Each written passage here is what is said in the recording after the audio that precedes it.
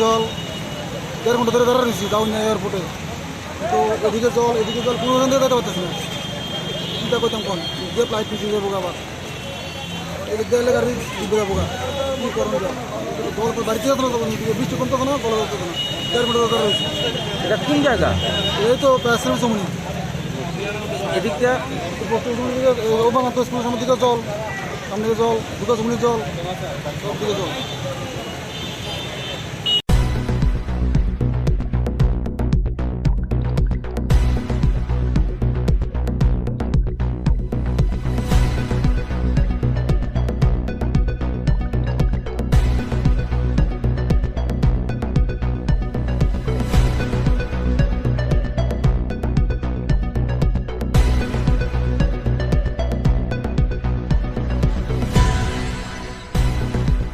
জল রাস্তা বন্ধ হয়ে আছে, বাইক নিয়ে যেতে পারতেছে না, যদি অফ হয়ে যায়।